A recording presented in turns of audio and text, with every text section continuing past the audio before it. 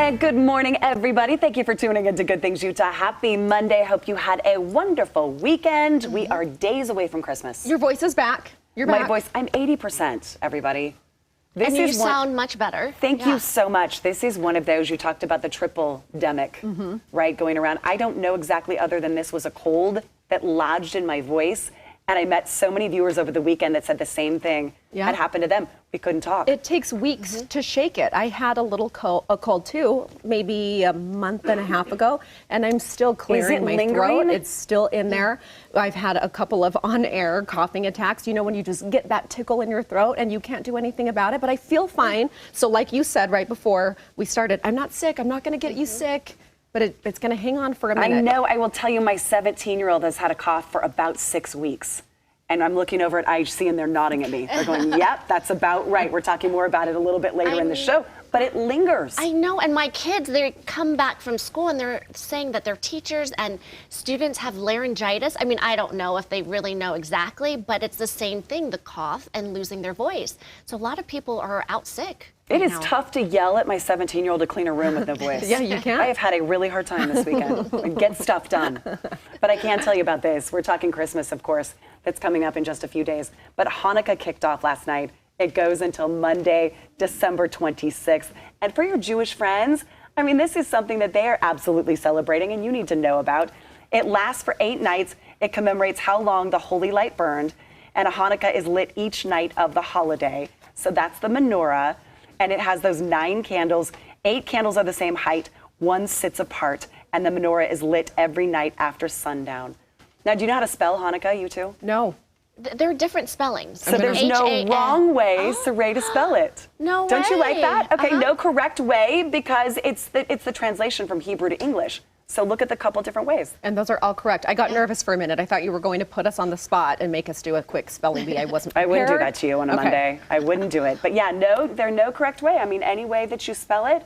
But yeah, 3 different ways there. And it is happening now again until Monday, December 26th. How fun. Okay, so this article speaks to me. It says 92% of parents believe that their child is spoiled, even just a little or a lot, somewhere in between. Raise your hand if that pertains to you. Yep. 92%, that's a lot. So they're saying that there are some ways that you can maybe even it out and just have a check-in with your kids. So what are some things that you can do this holiday? Activities include, this is cute, making Christmas presents for the birds. I mean, that seems random, but something with nature. Why not? It's cold outside. Branch out. The birds are hungry. Yeah, they need a warm little place to go. It says you can make a cherry chip loaf for all the neighbors too. Delicious. Turning getting into giving. So instead of always getting something or receiving or requesting a list of what children want to get for Christmas, have them make a list of what they want to give. I think that's key, turning the getting into giving. I can't say that I have begun that yet, but I need to. Well, and I started the sibling. I was going to ask you, are you two having siblings buy for each other now? Oh, I forgot. Wait, you don't I can still forget do it. things like that. Well, you just taught me about it like a couple weeks ago, and yeah, I kind of You let have 5 days. the ball go. 4 Plenty days. of time. But I'm on it's it. so I'm on fun it. to wrap that thing for your brother, for your sister. I think Char would love to do that for Link. Link doesn't know yet, right? He's No. 1.5, but that would be a good start for Char. Give your brother his present. And I thought I would get some pushback, but they immediately went into, oh, I know what I want to get him or her, or I'm spending $25. She better be spending the same amount. Okay, so that's the trick here. Is we talked about how funny. We talked about this again last night. You don't have to match the spending. You give what you think is right and special. You don't have to match what the other person. So do the girls also take that into account? They want to make sure that it's even? Who gave who more stuff? Yeah. Graham was saying $50. I'm like, whoa, let's slow the roll. Does Graham have $50? He does, but that's his savings, Oh, right? his savings, okay. No, my kids are like, is 5 fine? I feel like this is a slippery slope. Am I Exactly. sure that I want to start this? Right, especially someone who had to play, well, anyway, losing tooth, but I'm going to not talk about that at the moment. All right, more is caught than taught. So that means that if you're not enjoying the holidays, it's more of a reflection on you. So it's a good check-in for yourself, such as, am I living in the spirit of gratitude? It's a good question. Am I practicing it? Am I more excited about what I'm giving than what I'm getting? So also for the adults. And am I grateful than I am discontented about my current circumstances? So just a check-in of how you're feeling, because that can reflect on your child, right? Okay, last one, try a little December decluttering magic. So as the kids are receiving presents, can they get rid of some of the things too? I did that yesterday. I have a huge bag now of Link's baby toys that he's outgrown. Can you believe it? So He's I getting only big. saved a handful, like of their special, they call them special. Yeah. At my house. Special stay, the rest go. Yeah, it was time.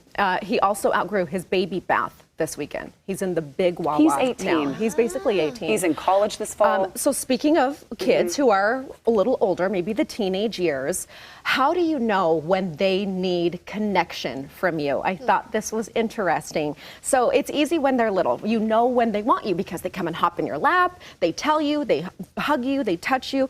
But if you've got a little bit of an older kid, you have to pay attention to their body language first, tone of voice second, and then their words, because they might not always verbalize it. So maybe it's your 17-year-old who just comes in and plops on your bed while you're reading. Maybe they sit near you when you're watching TV in the living room, or maybe they just come and stand in the doorway of the kitchen, even arms crossed, but they're there. They say the fact that they're just there near you means that they're seeking I connection. love it's a foreign language and you're giving us like the Interpretation, exactly. decoding. Because it is. You don't Does it know. ring true? Yes. Yeah, if you they gotta just take your moments.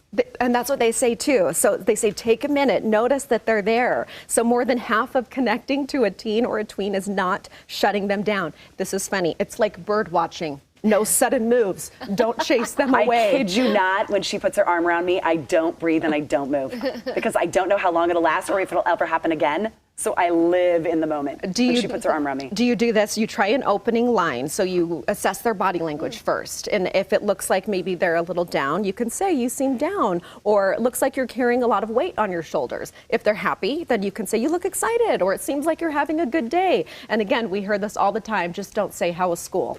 So this is validating.